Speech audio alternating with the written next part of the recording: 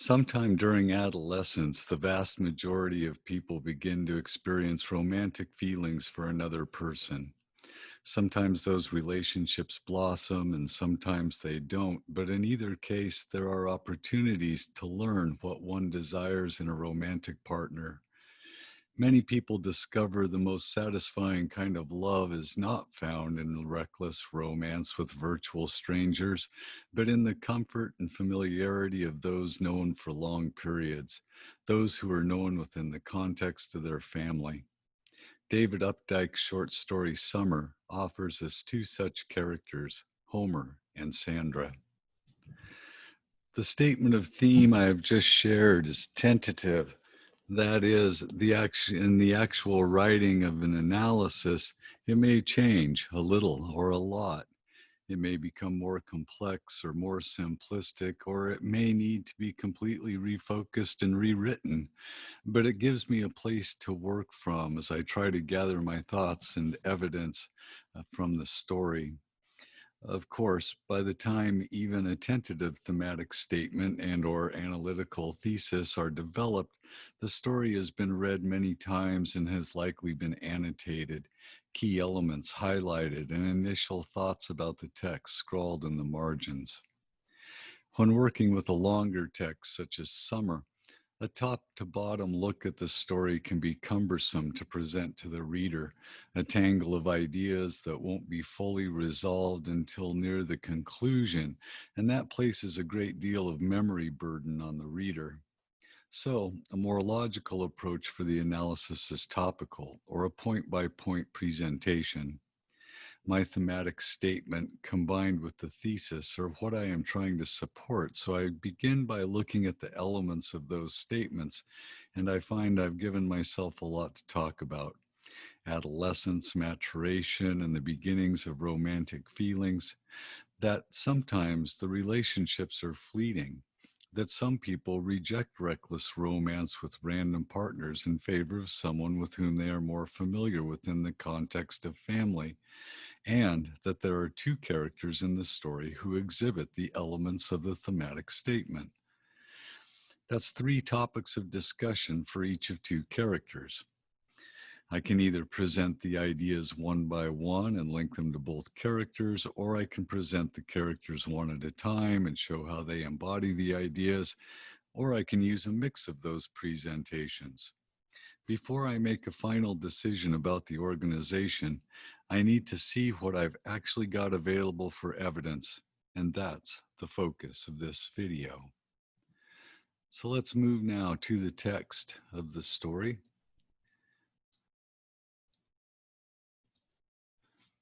And here we go. I'm gonna start this just sort of in the order that I presented things before. I'm gonna start with the topical idea of adolescence, maturation, and romantic feelings, and I'm going to do it for each of the two characters. And what I'm looking for, of course, is, um, symbols, statements in the story, um, ideas that are expressed. Might look for statements from the narrator that stand to support these ideas. So with Homer, one of the things we might think about is this idea of adolescence. And in the very first paragraph, we're introduced to the idea that, where is it at? The rumble of thunder. Okay, here it is. The echo of fireworks was replaced by the rumble of thunder and the hollow premonition of school.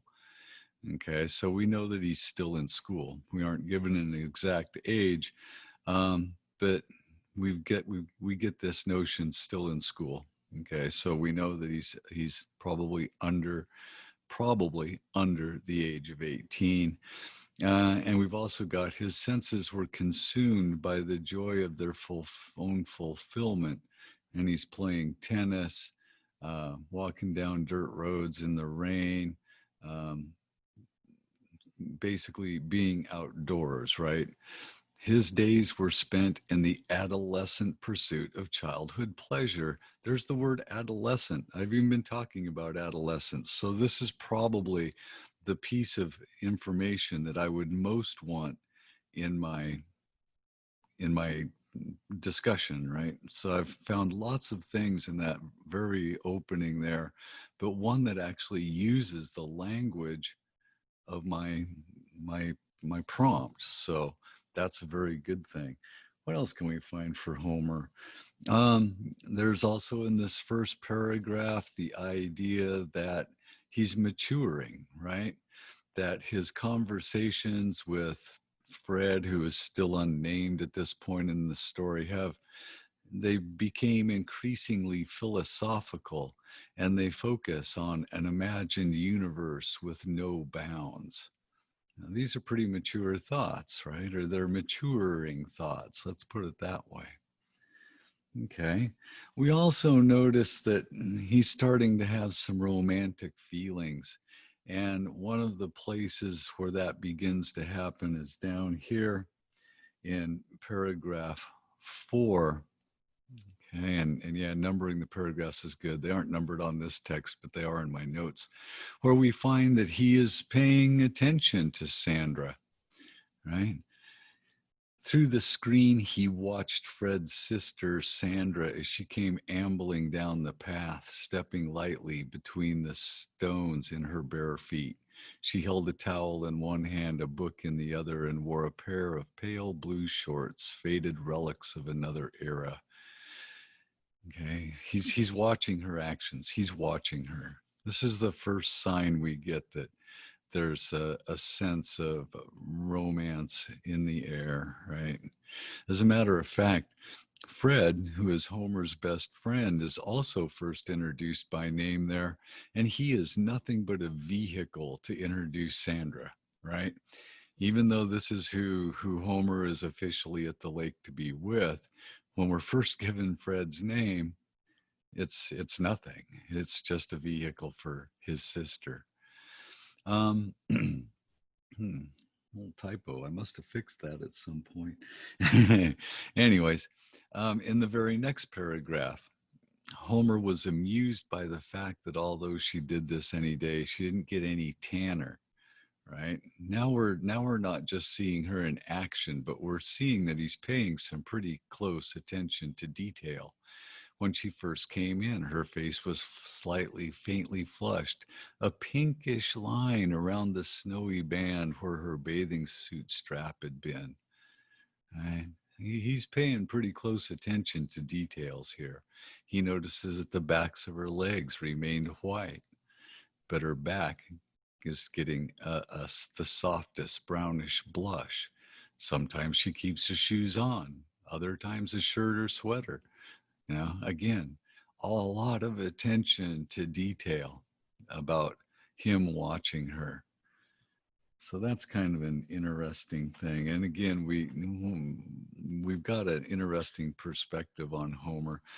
This is told in third person, limited omniscience. So we get to see into Homer's head. That gives us a lot of insight into his character that we don't get about anyone else. That that provides us with a lot of evidence in the case of Homer that we're not going to get with any other character. We also find in the next paragraph that he's involved in a tennis game, and when she walks off the tennis court, it says his impetus suddenly lost. He was showing off for her, right? And when she leaves, he gets flustered. He double faults, strokes a routine backhand over the fence. Yeah. Now this is not the behavior of someone who is merely looking, right? That sort of flustered, emotional stuff. His reason for playing so hard is suddenly gone. This is more than just observation at this point. Okay, so we've got that. In paragraph 8, he watches her at night. Okay, and here's where things come not just to not just an infatuation, but real romance, and even a hint of sexuality is here.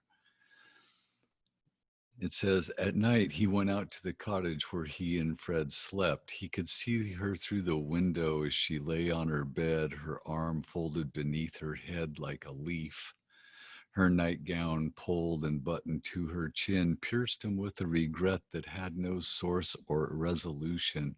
Its imagined texture floated in the air above him, suspended in the surrounding darkness. Okay, so now we know that he seems to be perhaps the beginnings of sexual awareness too, because the fact that her nightgown is buttoned to her chin pierced him with a regret that had no source or resolution. He's not quite recognizing what this is yet, but he feels it, that tension anyway. And then in the next paragraph, we come to the full realization. He is actively thinking about a relationship with her.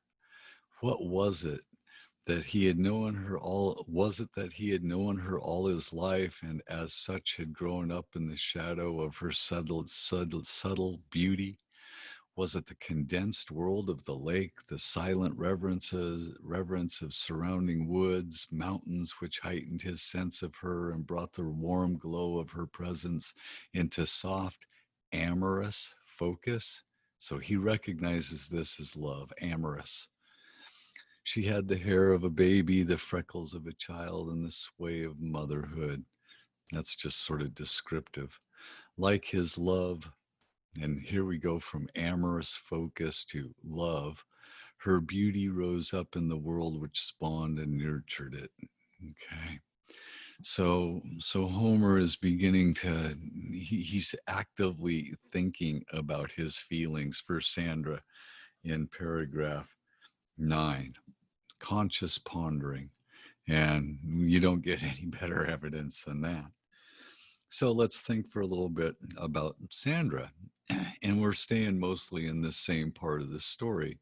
Um, she's Fred's sister. Okay, so there's a hint um, of her age. You know, they could be pretty different. My sisters are years older than me, but she wore a pair of pale blue shorts, faded relics from another era. And we see Sandra in this story repeatedly as sort of in between, right? She's might be a little bit older than the two boys, but nonetheless, she still is holding on to those pale blue shorts of another era.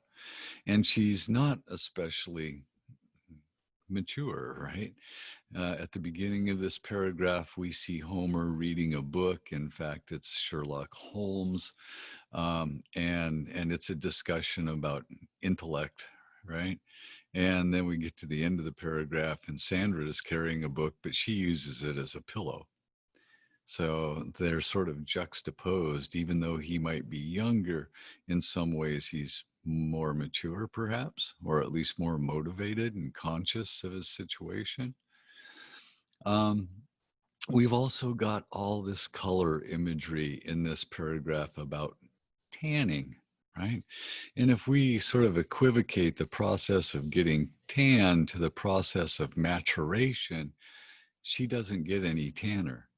When she first comes in, her face is slightly flushed and there's pinkish. And of course, pink is a color we associate with romance, not the sort of sexual red, but the more romantic pink, a pinkish line around the snowy band. And of course, snow we equivalate with white, and white with innocence. And that pinkish white, the snowy band where her bathing suit strap had been, and the backs of her legs remained an endearing pale white. Again, there's snowy band and white, both images of innocence.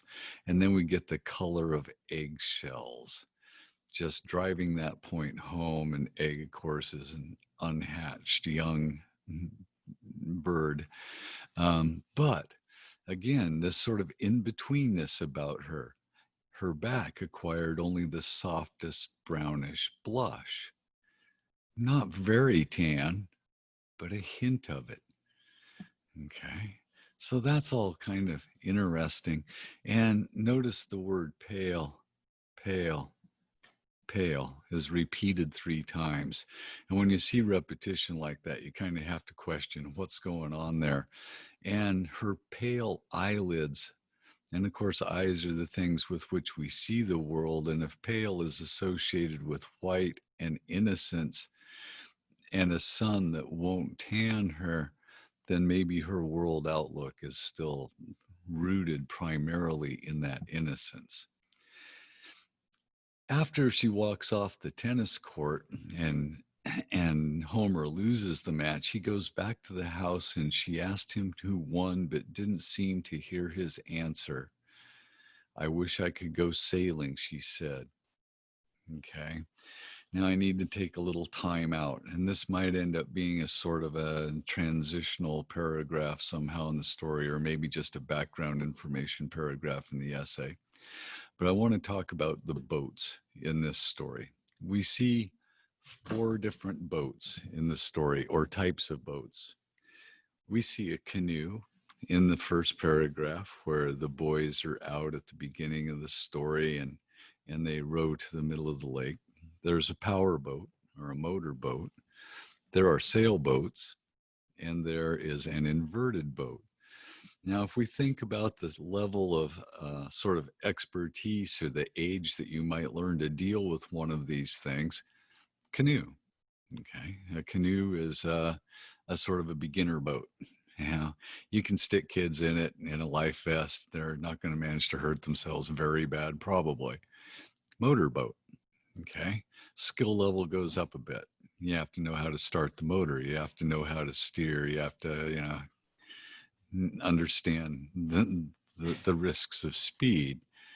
And then there's a sailboat, and anybody who has gone sailing and a boater knows that this requires the highest skill level of those 3 types of boats to operate. So in a way, they represent immaturity, growing maturity, and maturity. And then, of course, there's the inverted boat, which seems to represent some sort of truncated emotional growth. Okay. So the boats serve as what we call contextual symbols, symbols that take on their meaning within the context of the story. And here in the 7th paragraph, and by the way, this story is 16 paragraphs long, so this is almost in the middle. And observe the length of this paragraph. Short paragraphs frequently, especially when they're in the midst of much longer ones, draw attention to themselves. And I think that's meant on purpose here. This is the paragraph where we get to hear her say, I wish I could go sailing, or I wish I were an adult. Okay. We also find out that she has a job in paragraph 12. Where's paragraph 12? Here it is. As August ran its merciless succession of beautiful days, Sandra drifted in and out of his presence in rising oscillations of sorrow and desire. Yeah, Homer's really feeling the pangs here. She worked at a bowling alley on the other side of the lake. Now, this might suggest again that she's a little bit older than the boys. Not much. We know that she's kind of immature, that she's not an adult yet. But she does have a job, and the boys do not have a job. Okay.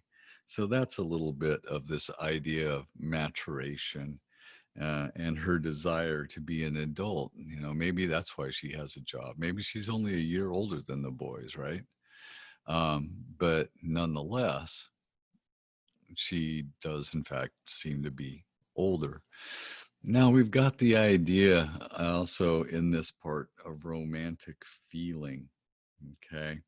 And in a paragraph up here, I think it's paragraph 10, they go on a hike, and So far all we've heard when we hit this pretty much, even when Homer comes in, it says she doesn't seem to hear him and looks distractedly out over the lake. But in paragraph 10, they climb a mountain. And as the components of family and friends strung out along the path on their laborious hike upward, he found himself tromping along through the woods with her with nobody else in sight. Okay. And then we see him following her.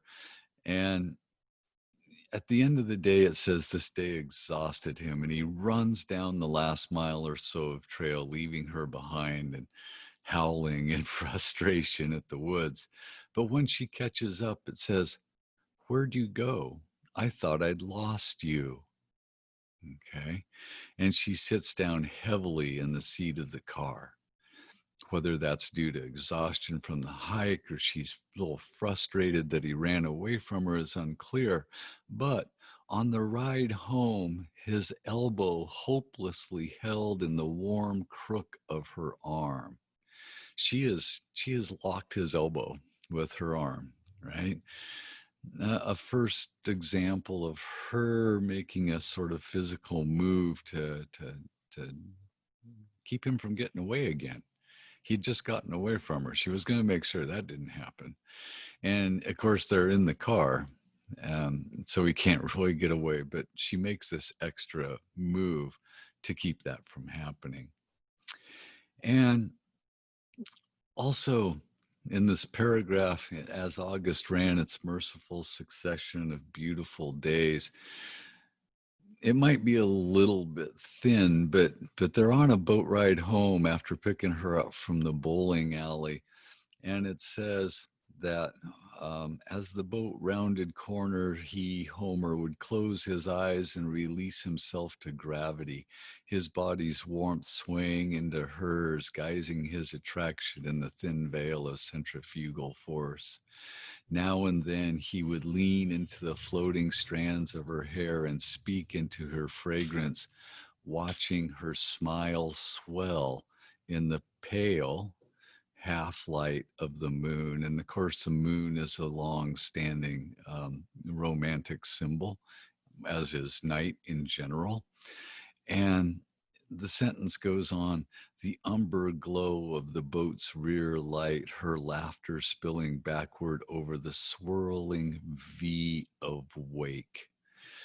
Okay, now that's pretty interesting stuff. When he talks to her or speaks into her fragrance, sort of counting on the roaring of the boat maybe to make it seem less personal, she smiles. And her laughter spills backward over the swirling V of the lake. And I don't know about, this is a symbol, you know. And again, it sort of depends on your experience, but this V that we always associate with a peace sign was originally a symbol from World War II, and it was meant V for victory. And she is in this moment victorious. He has allowed himself to sway into her bodily and whisper into her hair on the boat ride home in the moonlight, and she smiles and laughs. Okay. Just in case there's any doubt. Okay, we have down here, and I'm not sure exactly what paragraph this is. It's paragraph 14. Okay, and this paragraph talks about a moment that um, Homer had been trying to sort of create, and it never really happened. And then one night it happens kind of by mistake. And there's an interesting line here. She received his veiled attentions with a kind of amused curiosity, as if smiling back on innocence. That might be the piece of evidence that suggests she is, in fact, a little older. One night, they had been the last ones up, and there was a fleeting, shuddering moment before he stepped through the woods to his cabin and she went to her bed that he recognized in a distant sort of way as the moment of truth. Okay. But to touch her or kiss her seemed suddenly incongruous, absurd, contrary to something he could not quite put his finger on. He looked down at the floor and softly said good night. The screen door shut quietly behind him, and he went out into the darkness. Okay. What I want to focus on here, because I'm talking about feelings, romantic feelings for Sandra, is the idea that the screen door shut quietly behind him.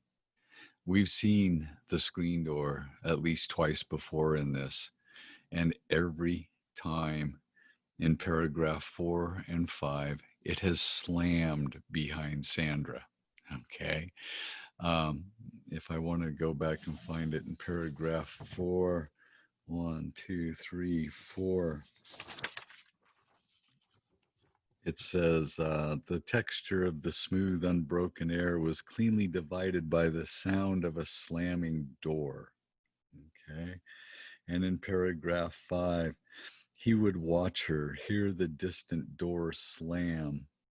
Okay. So we've associated slamming doors with Sandra, but at this moment, he doesn't walk out and she doesn't let the door slam. She is standing there watching him go, and quietly, after the moment of truth has passed, quietly closes it behind him. Okay, she too felt that moment, and she too feels a little regret, perhaps, that it has passed. So that's going to be the end of my evidence for Sandra's romantic feelings. Of course, in both of these, we have the closing statement about um, their mutual fondness for one another being shared. But I'm going to save that, okay, because that's the point where the narrator practically makes the statement of theme himself. Now I've got the idea of the relationships might be fleeting, and I've got a problem all of a sudden, right? And I might have to rethink part of my statement of theme, because there's really nothing here in this story for Sandra. And for Homer, it's a little bit more. Um, Actually, maybe that statement from the narrator at the end will be useful here. Maybe I could use this as a little bit of a transition, and I could talk about Homer. Things fail for a variety of reasons. On the discussion of the hike that we've already looked at, I could talk about Homer's feelings of frustration, his inability to communicate with Sandra, as a reason that maybe this relationship isn't going to work. We can certainly think about that passage we just read, where though he can't really name it, something seemed suddenly incongruous, absurd, and contrary, right? Then I could talk maybe about the reason for Homer, at least the reason that Homer comes to a final conclusion that this isn't going to work out. And in that final conclusion, it says, it was only then, in the presence of the family, that he realized she was his accomplice, and that, though this was as far as it would ever go, his love had been returned. His love had been returned. There's that final statement that they did, in fact, share this feeling or feelings, though they might not be exactly the same. They seldom are for people. And here's the realization that this was as far as it would ever go. He recognizes the end of the relationship practically as it begins. Again, we have no insight into Sandra's mind. We don't know, but we do know that this is the night before they're supposed to go home. So maybe at that point she feels like it's okay. Well, we've seen her feel it's okay before, like in the boat, right? Yeah, but we don't know if she feels like it's over, but she seems to accept it and let it pass, in the presence of the family, though shielded by some pillows at this point. So maybe she too knows, It's the last night. I can go ahead and let him touch my foot. It's okay. Yeah. I can even put a little pressure back. It's cool. So um, again, because that does bring us to that closing statement, which takes us to our last topic of the rejection of reckless relationships and happiness within a family setting. Maybe I can use that fleeting relationship or a relationship that does not come to a romantic fruition um, as a sort of transition in my eventual essay. Again, I'm trying to sort of sort out while I'm looking at evidence, how am I going to organize this? And I don't want to end on a weak note. Okay. So, one of the problems I've got is that Sandra is so much less developed than Homer because of that limited omniscient narrator. So maybe at this point, I might flip over and present Sandra first. Okay. Um, and usually you would do what's called a parallel construction. I've looked at Homer, then Sandra, then Homer, and then there's nothing to say about Sandra for the fleeting relationship other than to discuss how we don't really know because we can't see into her head, but we can speculate about that last night. And then, again, usually you'd sort of stick with that. But one of the things you can do with parallel construction is alter it to recognize a change in your essay, like the shift from the two first points or the first point and the transition to your conclusion. Just flip flopping the arrangement gives the reader a subtle clue that something is changing. So maybe I'll look at Sandra first and her notion of reckless rejection, a rejection of reckless relationships, I should say. And again, there's not really much here to go on. Um, except for maybe a little comparison. And let's go back to the paragraph where she is at work. Okay.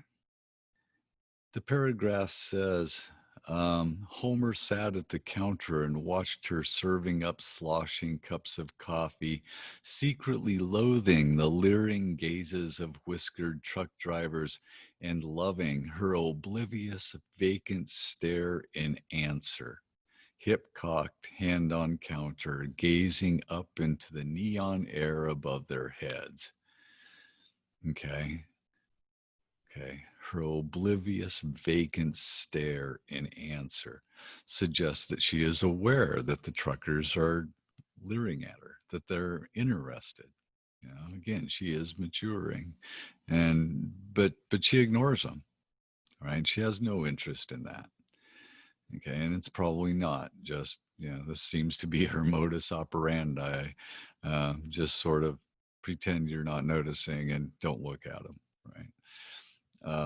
And then in the same paragraph, we see the juxtaposition of on the 4 or 5 miles home, bundled beneath sweaters and blankets. Again, that idea of bundling, of security, of safety is when she feels victorious again. I'm relying on that V symbol, um, but I think it's pretty accurate. Even in the story of an hour, we heard of the goddess of victory, right? um, I think we're seeing approximately, a sort of much less intense version of the same thing in the V of wake. All right, so we've got that. And then, of course, we have that final acquiescence. Um, and this is what links her and Homer. And I think I'm going to save this. Okay. Because I do want to, I want some kind of grand finale.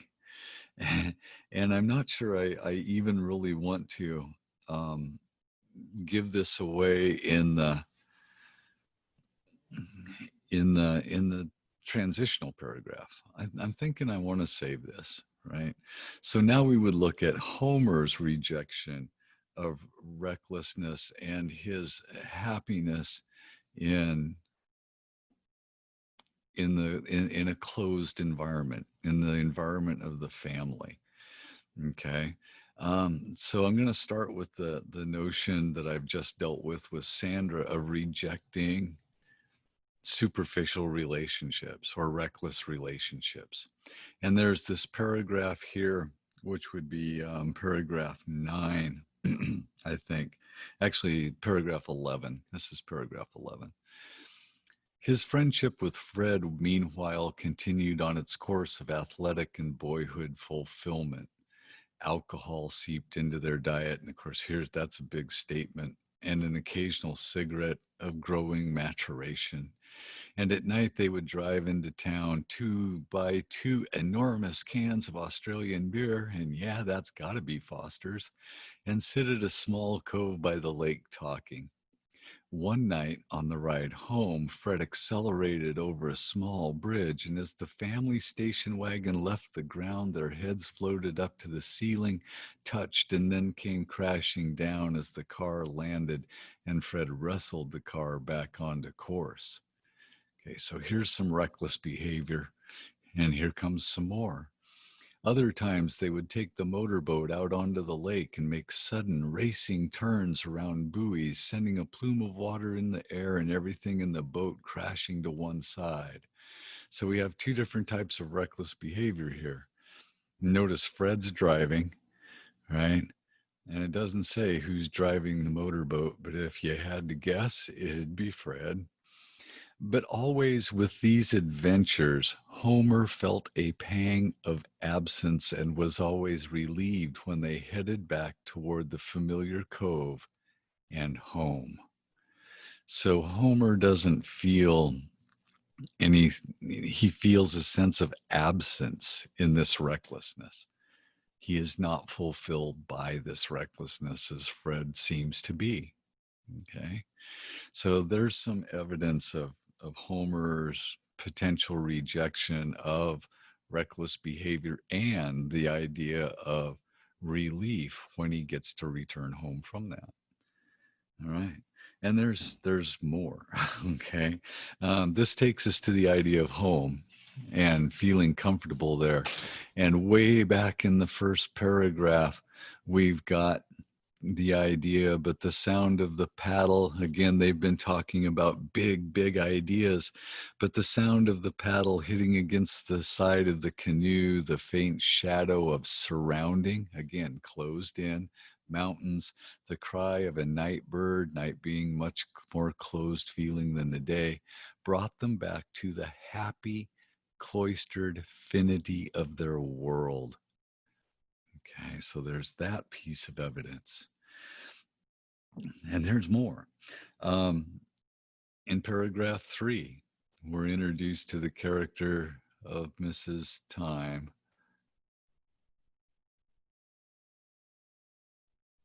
I guess it's paragraph 4. Yeah, it's paragraph 4. Is it? 1, 2, 3. No, it's 3. I just can't count. From the cool darkness of the porch and smelling faintly of multi books and kerosene and the tobacco of burning pipes, he sat looking through the screen. Notice here's another screen. Now, this gives me an idea of something else I could talk about, especially if I decide that whole fleeting relationship isn't there, is about how we learn about relationships and the fact that Homer is learning about this relationship in the security of the family with Mrs. Time, and I don't think it's a mistake that she's Mrs. Time, even though it's spelled Tyme. It could be, when you read this aloud, it could be Time just as easily. And again, we've got the idea of the passage of time, manipulate and maturation.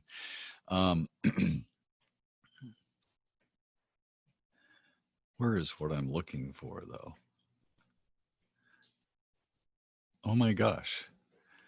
It's in paragraph 2. It's not even here. There again, the idea of the screen door as a sort of semi-permeable barrier. keeps things out but lets things in too. That's kind of the way Mrs. Time does. In fact, Mrs. Time facilitates that last moment in the story when the dog jumps up on him that could destroy everything, that their closeness, but Mrs. Time goes over and smacks the dog and shuffles it off, leaving Fred and Homer and Sandra alone on the couch.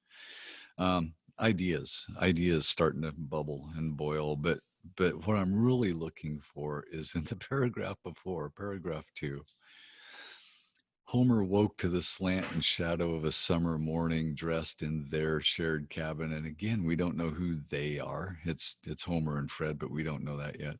And went into the house where Mrs. Time sat alone, looking out across the flat blue stillness of the lake. And that brings to some questions about the family here. She's sitting alone. Um, I think that that smell of burning pipes is perhaps evidence that there is a Mr. Time. I don't know how many of you experienced this sort of summer lake house thing, but the family goes up, but Mr. Time can't afford to take the whole month off, right?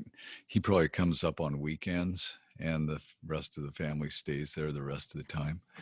Anyway, she's looking out at the flat blue stillness of the lake, and again, we got this idea of expansiveness that we heard about the universe before, and she sort of embodies that expansiveness, the possibility of adulthood.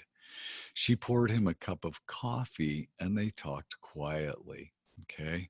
Again, I might have to take a little aside here. There are 3 drinks mentioned in this. Okay. There's iced tea, beer, and coffee. Well, the iced tea is the drink of youth, right? It's shared with Billy DeWitt at the end of the tennis game when he laments about having lost to youth. And it's what they drink when they're playing chess in paragraph 1. It's the drink of youth. And then, of course, coffee we think of as a more adult drink. And then you compare it to beer, which we think of as an adult drink, but the beer is associated with that reckless behavior, while coffee is a much more sobering um, and sober experience. So she introduces him to, or gives him coffee, again, ushering him into a responsible adulthood in this paragraph. And then the really important thing, it was then that his happiness seemed most tangible. Okay. And then we get a little more discussion of how it was when he was an interim member of the family, friend, brother, surrogate son. He lived in a blessed realm between 2 worlds. So I'm not sure how I could work that into my argument, but certainly that notion of his happiness was most tangible when he was being treated like an adult within the context of the family, the mother. That's certainly there. Um, there's also in paragraph 9, if I can learn to count, 1, 2, 3, 4, 5, 6, 7, 8, 9. Okay. Again, this is where he is pondering his relationship with Sandra. And the very last question um, isn't actually, well, we had a question, we had a second question, then we had the statement about Sandra and her sort of being stuck in between in terms of maturity.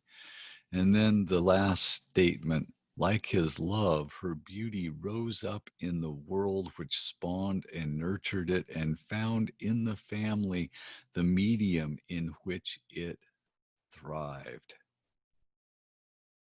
And again, Homer is pondering in this paragraph his relationship with Sandra. And the last thing he recognizes, or maybe begins to recognize, is that his love somehow has something to do with the environment in which it happens, and the family is an important part of that. And then to bring the paper to a close, of course, I would move to the very last statement. It was only then, in the presence of the family, that he realized she was his accomplice, and that though this was as far as it would ever go, his love had been returned. Man, I'm not sure that's as strong a statement as the previous one, but it is the concluding statement. So now I've got a bunch of evidence. Okay, I've got tons and tons of quotations and things to discuss. Um, I don't know if I want to continue this or not, but there is a possible continuation, that even though this relationship isn't going any further, it has wakened within Homer something greater. Okay. And the evidence of that comes in paragraph 15, the penultimate or next to last paragraph. And after the going home church service, it says that afternoon Homer and Fred went sailing. And again, here's the boat imagery, right? They started in a canoe, then we see them in a motorboat, and now they are sailing. They have matured. And as they swept past a neighboring cove, Homer saw in its sullen shadows a girl sitting alone in a canoe. And in an eternal, melancholy signal of parting, she waved to them as they passed. Okay, so here we have a girl still in the throes of innocence. And when she waves at him, you remember young Billy DeWitt felt something missing in his life at the end of the tennis match that he'd lost, a youth. Homer now feels something. And there was something in the way that she raised her arm, which, when added to the distant impression of her fullness, beauty, youth, filled him with longing. Okay. And it's a sense of loss of youth, we find out, as their boat moved inexorably past and she disappeared behind the crop of trees. But notice he is also aware of her fullness, beauty, and youth, and it filled him with longing. Okay. He now has his relationship with Sandra has taught him some lessons, and he's got the idea that this isn't going to work out with Sandra, right? They've already been on the frustrating hike. He's already had the moment of truth where he just could not kiss her or hold her. But now he sees this other girl and something stirs inside him. His relationship with Sandra has been a learning experience, and though it hasn't worked out with her, he is now aware of other girls. Yeah, he is aware of his romantic feelings reaching out beyond Sandra and the Time family and the lake and the mountains, right? So, man, I've got a lot to work with. And again, even as I was looking at this, I was thinking about organization. And I have plenty here to write a 1,200 word paper about, especially with an occasional aside about symbols in the story. And this story is loaded with symbols. Okay. There are tons and tons of symbols in this. In fact, I made a little list, the mountains, and they're shown as distant and surrounding. They're a barrier, right? They're kind of like the screen door, only more solid. And there's this distant barrier that he's got to get through. And at the same time, they're surrounding. They close things in, and that's where he's comfortable at. There are two hikes into the mountains. Okay, one that's frustrated and another one that's barely mentioned at the end of the story. That might show maturation in some way. The first hike is arduous. The second hike, it's a breeze. It barely gets a mention. There's the lake itself. We noted the flat blue stillness, and blue, of course, the color blue represents freedom and expansiveness. Yeah, and again, that really kind of leaves me wondering. I think Mrs. Time is a symbol of that, a symbol of the freedom of adulthood and the possibilities that exist there, but a responsible adulthood in her case. Um, the small waves lapped a damp rock, and that's in the paragraph before Sandra is introduced, and maybe that's possibility lapping at at the shore where Homer's at, the condensed world of the lake community. Okay, there's that. There's the plume of water and the swirling V of wake. Okay, those are things associated with the lake, and again, they have different meanings. And then of course there's the neighboring cove at the end, and the cove again is a closed-in space, and that girl in her youth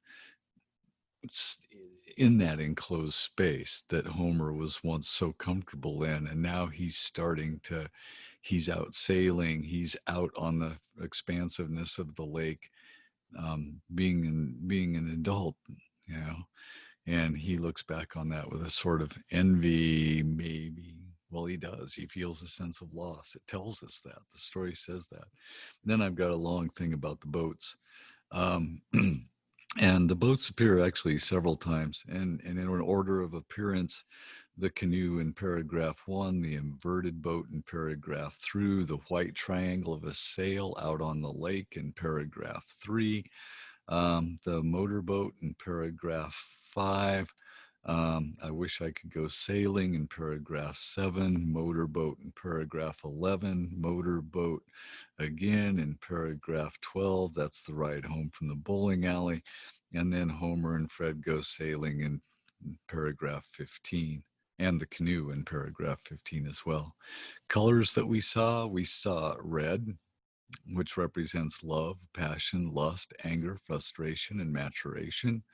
Blue, which represents freedom and expansiveness. Black, which represents mystery, and also power, by the way. Green, which shows youth and vitality. White shows innocence. Brown, well, brown is a color of trust, but in this case, it might be more contextual and relates with experience.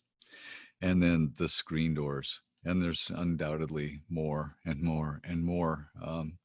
Even though this is pretty short, it still relies a lot on symbols. Even the title, Summer, is a symbol. Summer representing the season of maturation. Again, spring represents new life, summer is maturation, fall is harvest, um, or full maturation, right?